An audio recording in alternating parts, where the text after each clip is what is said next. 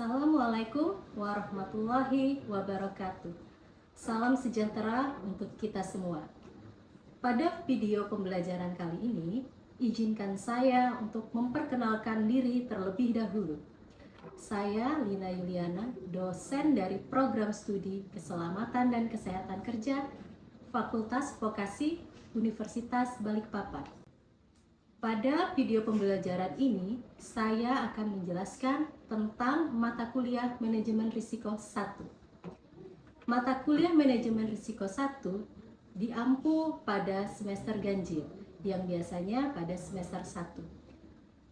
Kode mata kuliah Manajemen Risiko 1 adalah 106 705 3105 dengan bobot 3 SKS. Untuk deskripsi mata kuliah Manajemen Risiko 1 ini adalah untuk memberikan pemahaman dasar mengenai bahaya dan risiko serta upaya pengendalian pada sebuah aktivitas atau pekerjaan di tempat kerja. Kemudian mengenali unsur bahaya dan risiko yang ada di sekitar lingkungan dan kemudian menyusun dokumen HIRA atau kepanjangannya Hazard Identification, Risk Assessment, and Risk Control. Untuk referensi yang saya gunakan dalam mengajar dan untuk menyusun materi berasal dari textbook, e-book, kemudian standar-standar internasional seperti ISO yang banyak memuat tentang konsep manajemen risiko K3. Sementara itu, atau capaian pembelajaran mata kuliah Manajemen Risiko 1 ini adalah mahasiswa semester 1 dapat menganalisis bahaya dan risiko dan upaya pengendalian pada pekerjaan di tempat kerja. Dan untuk kemampuan khusus yang diharapkan dari mahasiswa dengan adanya mata kuliah Manajemen Risiko 1 ini adalah 1. Mampu mendeskripsikan mengenai bahaya, risiko, dan manajemen risiko K3. Kemudian yang kedua, mampu mengidentifikasi bahaya di tempat kerja. Yang ketiga, mampu melakukan penilaian risiko di tempat kerja. Kemudian yang selanjutnya adalah mampu mengevaluasi tingkat risiko di tempat kerja. Yang kemudian yang terakhir adalah mampu merumuskan dan menganalisis upaya pengendalian atau hierarchy of control sesuai dengan hierarkinya. Video pembelajaran yang ditampilkan ini adalah video pembelajaran pada pertemuan kedua, di mana sistem perkuliahan terdiri dari sistem daring atau secara online, kemudian juga ada sistem luring atau offline on class. Kemudian ketika melakukan pengajaran dengan metode daring itu menggunakan aplikasi Zoom Meeting. Sedangkan ketika menggunakan metode luring atau luar jaringan, maka dilakukan pengajaran secara langsung di kelas. Metode yang saya terapkan pada pertemuan kedua ini adalah dengan sistem luring atau offline on class dengan metode ceramah, interaktif, dan juga tanya jawab atau diskusi dengan mahasiswa. Untuk penilaian pada mata kuliah ini direkapitulasi dari 4 aspek. Yang pertama adalah dari aspek kehadiran, kemudian dari rata-rata tugas, yang ketiga dari ujian tengah semester, dan yang terakhir adalah dari hasil ujian akhir semester. Yang dimana masing-masing bobotnya sudah disepakati pada saat kontrak pembelajaran yang dilakukan di awal pertemuan. Untuk bobot kehadiran adalah sebesar 10%. Kemudian untuk bobot rata-rata tugas adalah sebesar 30%. Kemudian UTS atau ujian tengah semester sebesar 30%. Dan yang terakhir adalah ujian akhir semester juga sebesar 30%. Di mana UTS dilakukan pada pertemuan ke-8 dan UAS dilakukan pada pertemuan ke-16. Kemudian untuk mengenai tugas yang diberikan kepada mahasiswa biasanya diberikan dalam bentuk tugas individu maupun tugas kelompok. di mana tugas individu dan kelompok biasanya diberikan tugas dalam bentuk pembuatan makalah, kemudian mengkritisi jurnal, dan juga dalam bentuk tugas presentasi. Nah, di mana pengumpulan tugas diberikan sesuai dengan waktu yang telah ditentukan bersama. Materi video pembelajaran pada pertemuan kedua ini yaitu membahas tentang konsep dasar manajemen risiko K3, di mana antara lain membahas tentang definisi bahaya, definisi risiko, klasifikasi faktor bahaya, definisi dan manfaat dari dilakukannya identifikasi bahaya, kemudian metode identifikasi bahaya yang terdiri dari teknik pasif, teknik semi proaktif, dan teknik proaktif. Selaku dosen pengampu mata kuliah, biasanya di setiap awal perkuliahan saya akan membuka perkuliahan dengan salam, kemudian berdoa bersama sebelum memulai perkuliahan, kemudian melakukan presensi kehadiran mahasiswa berdasarkan absensi kelas yang telah disediakan. Kemudian saya memastikan kelas dalam keadaan nyaman, dan tidak lupa saya akan melakukan review terhadap pertemuan sebelumnya, kelas sudah sampai di mana, materi yang sudah disampaikan. Kemudian saya akan menyampaikan materi, di mana materi itu adalah sudah sesuai dengan yang ada dalam kontrak pembelajaran. Kemudian melakukan interaktif tanya jawab dengan mahasiswa mengenai materi yang disampaikan.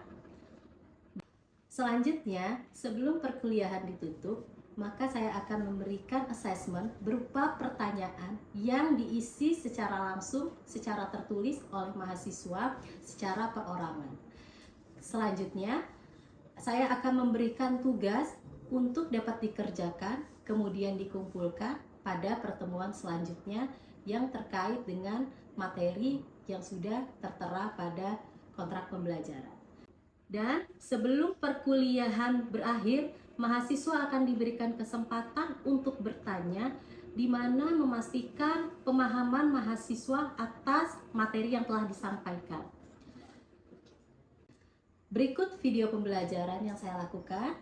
Terima kasih atas perhatiannya. Wassalamualaikum warahmatullahi wabarakatuh. Assalamualaikum warahmatullahi wabarakatuh. Waalaikumsalam warahmatullahi wabarakatuh. Oke, sebelum kita memulai perkuliahan pada hari ini, kita berdoa bersama sesuai dengan agama dan kepercayaan masing-masing. Berdoa dimulai.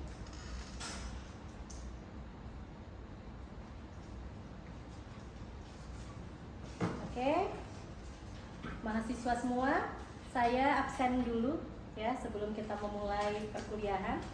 Yang nanti namanya saya panggil, tolong jawab hadir. Oke? Oke, Bu. Adinda? Hadir, Bu. Oke, Agatha? Hadir, Bu. Eka? Hadir, Bu. Rosi? Hadir, Bu. Putri? Hadir, Bu. Riji? Hadir, Bu. Rovinus? Hadir. Sarafia? Hadir, Bu. Andika? Hadir, Bu. Marcelino? Hadir, Bu. Adia? Hadir. Ria? Hadir, Bu. Asha? Hadir, Bu. Ade? Hadir, Bu. Oke. Baik teman-teman semua, hari ini perkuliahan kita untuk pertemuan yang kedua ya. Ya, Bu. Oke. Sebelumnya coba pastikan kita berada pada ruangan yang memang dalam kondisi nyaman, baik dalam pencahayaan maupun dari suhunya. Oke, nggak masalah ya, dingin ya ruangannya ya. Dingin, Bu. Oke, kalau begitu saya langsung saja ya sebelum masuk ke dalam materi. Ya, karena ini adalah pertemuan yang kedua, berarti kita harus selalu ingat ya dengan apa yang sudah kita sepakati bersama saat kontrak pembelajaran. Ya, alhamdulillah hari ini tidak ada yang terlambat ya, dan semuanya terlihat rapi. Oke, teman-teman, ini adalah materi kita yang pertama. Ada yang tahu? Manajemen itu berasal dari kata manage. Ya, manage artinya apa? Mengatur, mengelola. Nah, kemudian risiko, karena ini tentang manajemen risiko K3, berarti kita juga harus tahu apa risiko yang nanti kita maksudkan di sini. Ya, tapi nanti kita akan bahas setelah ini. Nah, untuk outline-nya pada pertemuan kali ini yaitu terdiri dari basic concept, hazard and risk definition, hazard classification, hazard identification. Kemudian dari hazard identification itu dibagi menjadi 3, teknik pasif, teknik semi proaktif, dan yang terakhir adalah teknik proaktif. Oke. Nah, ini tadi kalau kita melihat dari definisi kata per kata, ya, manajemen kan tadi mengelola, mengatur. Kemudian risiko. Risiko itu apa sih? Kalau kalian biasa menyebutkan, wah itu risikomu gitu. Apa tuh sih risiko? Efek, akibat, dampak. Iya kan ya. Nah, artinya kita harus bisa mengelola agar risiko, agar akibat yang akan ditimbulkan itu tidak akan menyebabkan sesuatu yang berdampak fatal. Kalau kita bicara tentang K3, ya kan, kita membahas manajemen risiko K3, berarti kita mengelola, mengatur agar risiko-risiko K3 itu tidak terjadi. Risiko K3 berarti risiko yang berdampak negatif. Contohnya apa?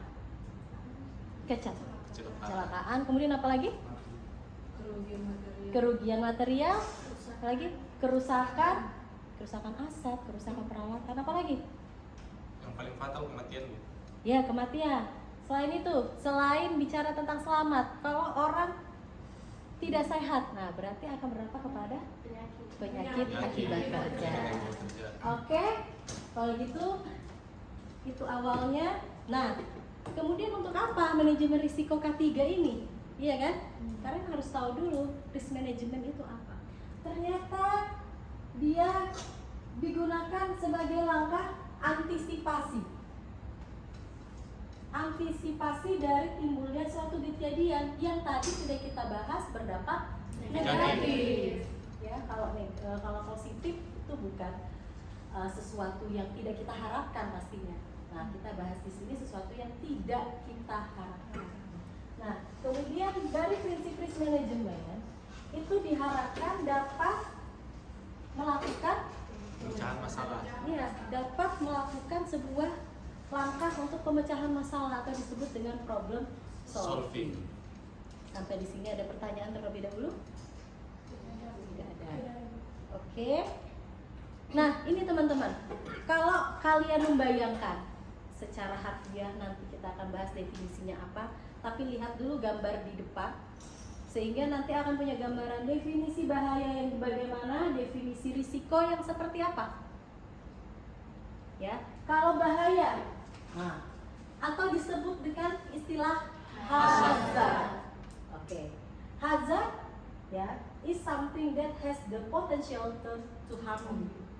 Sesuatu yang bisa berpotensi menimbulkan suatu apa? Risiko. Suatu yang membahayakan atau yang mengancam.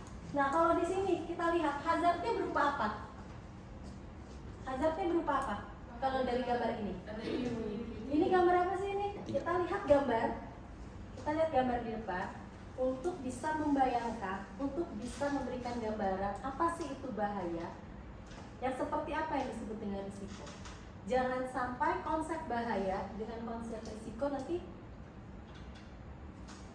dicampur menjadi satu gitu, tertukar-tukar. Ya. Bahaya adalah, kalau dari gambar ini bahayanya apa? Ikan hiu. Ikan hiu, oke. Ya, ini dia kayaknya mau berenang gitu kan? Iya, Bu. Nah, bahayanya ikan hiu. Nah, kemudian akan menjadi sebuah risiko kalau ya, ternyata dia tetap berenang kan, kegiatan aktivitasnya berenang. Ya, dia punya risiko digigit, ya nggak tahu diterkam, entah itu dimakan, ya pokoknya dia diserang oleh ikan hiu. Kemudian gambar yang di atas, saya tadi langsung ke bawah, coba ya ke atas. Kira-kira apa hazard yang ada di sini? Apa bahaya yang ada di sini? Kaki tersangkut. Bahaya, hazard.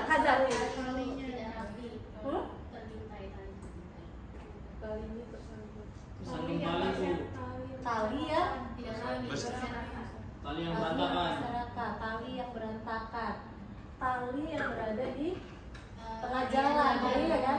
Risikonya Terjatuh. Nah, misalkan dia terjatuh, misal tersandung, ya seperti itu ya. Jadi sudah bisa membedakan mana hazard, mana risiko.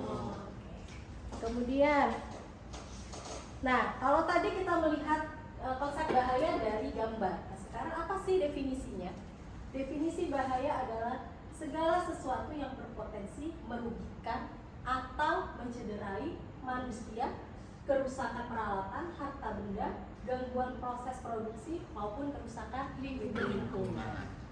Ya, jadi nanti tidak hanya concernnya bahaya itu yang hanya berfokus kepada pekerjanya saja, manusianya saja. Ya, kemudian contoh di sini, ya, air panas mungkin bagi orang yang aktivitasnya di dapur, iya kan? Kemudian kabel berarus listrik, ya, semua orang di rumahnya pasti ada listrik gitu kan ya. Nah, kemudian benda tajam, paparan debu, asbes, silika dan lain-lain. Ya. Kemudian kita lanjut. Nah, risiko. Kalau tadi katanya secara simpelnya dikatakan sebagai sebuah akibat. Nah, tapi kalau menurut definisi risiko artinya kemungkinan terjadinya dampak dari suatu bahaya, gitu kan? Ya, bisa mencederai manusia, kerusakan pada alat, ya, lingkungan di sekitar karena terpapar suatu bahaya. Artinya duluan bahaya atau Bahaya. Bahaya atau risiko? Bahaya ya. Oke. Nah, contohnya orang lagi bekerja di ketinggian. Ya. Aktivitinya misalnya dia sedang ngapain tuh biasanya? Memperbaiki alat kelistrikan atau di tower gitu ya. Kemudian bahayanya ya dia bekerja di ketinggian, clock at height, ya, risikonya dia terjatuh. Kemudian luka bakar nih karena apa? Ini tadi kita sepakatnya dia adalah risiko, berarti ada yang mendahului dia. Bahayanya apa?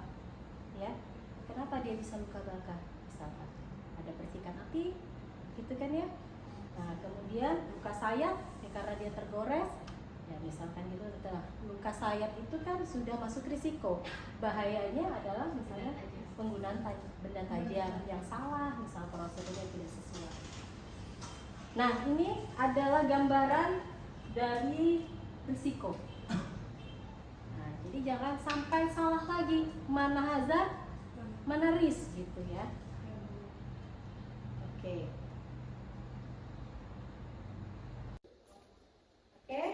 Sekarang kita berlanjut ke klasifikasi dari faktor bahaya. Ya. Jadi kalau kalian lihat, nah ini dalam bentuk gambar, ya. Tapi saya lebih suka memperlihatkan gambar karena lebih gampang diingat kalau saya daripada dalam bentuk ayat.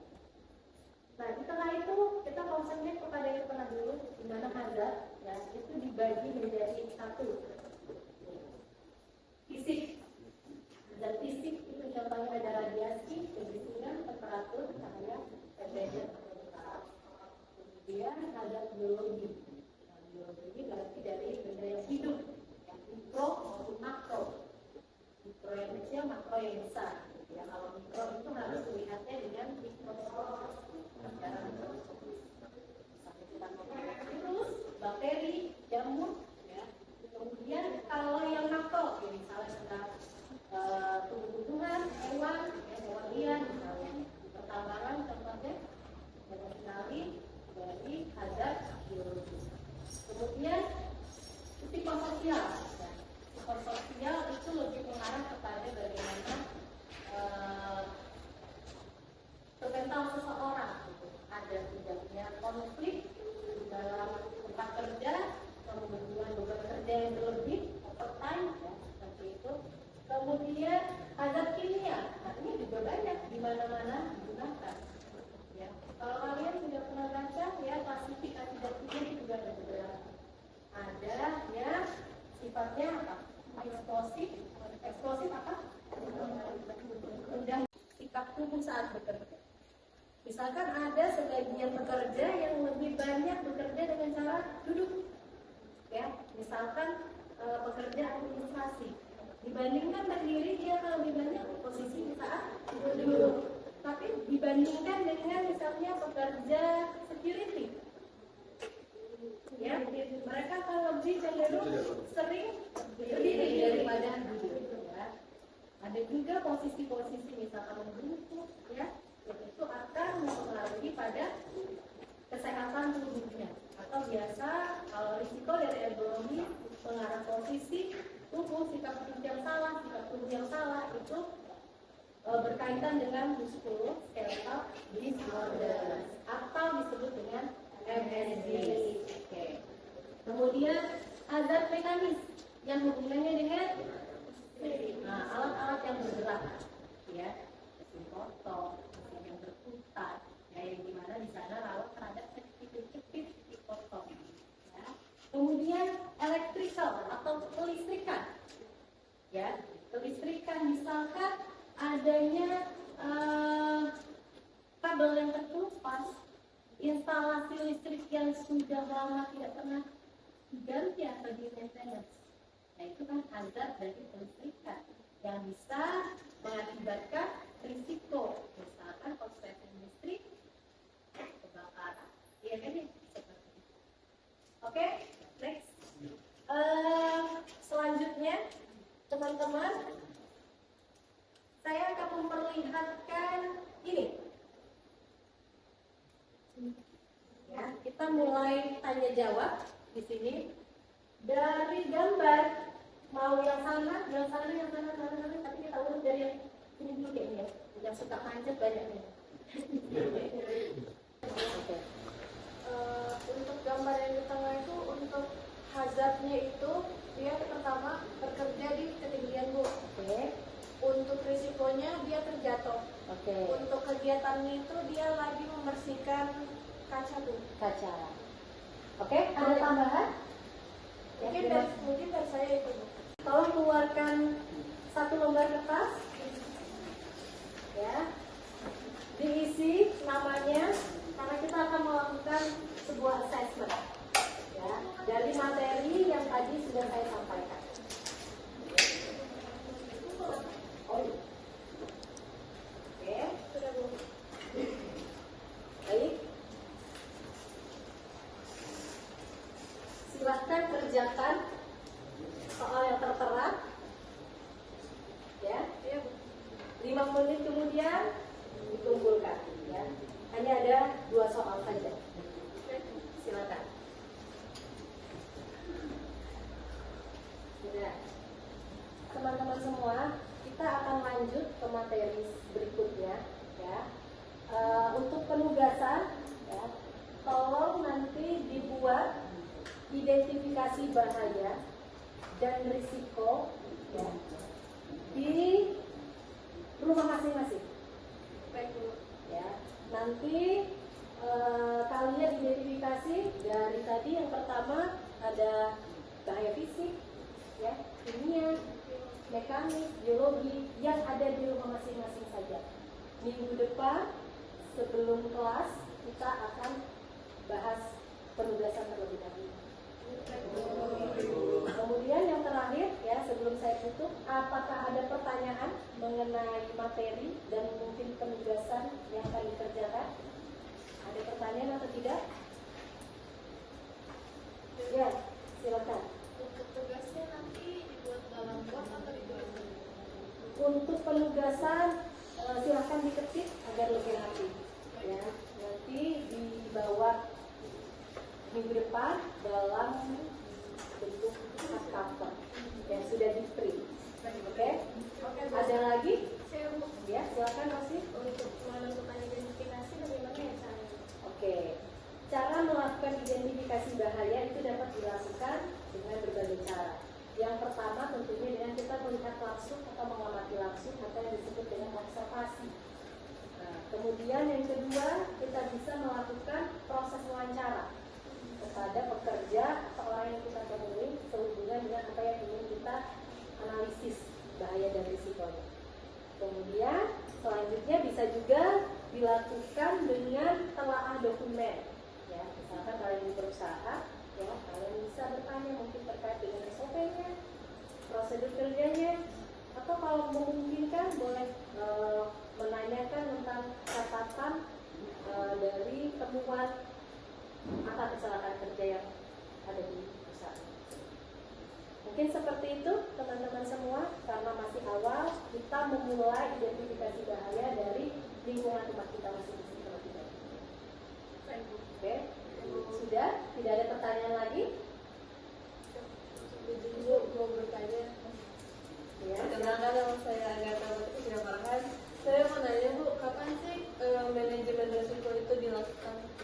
Oke, jadi manajemen risiko itu biasa dilakukan ketika kita ingin melakukan sebuah pekerjaan. Atau misalkan kalau di tempat kerja sebelum kita melakukan sebelum kita mengeksekusi sesuatu. Jadi misalkan kita sudah merencanakan, memplanningkan kita ingin melakukan apa. Nah, itu akan sudah mulai digambarkan melalui risk management. Dan kemudian yang paling wajib dilakukan adalah ketika ada temuan atau ada kecelakaan yang terjadi di perusahaan. Nah, kita harus cek and recheck lagi. Kenapa kok ini sudah dilakukan, tapi kok ternyata masih ada yang terjadi. Seperti itu. Oke? Oke, kalau begitu saya cukupkan ya kelas sampai di sini. Terima kasih atas perhatian dan waktunya. Wassalamualaikum warahmatullahi wabarakatuh.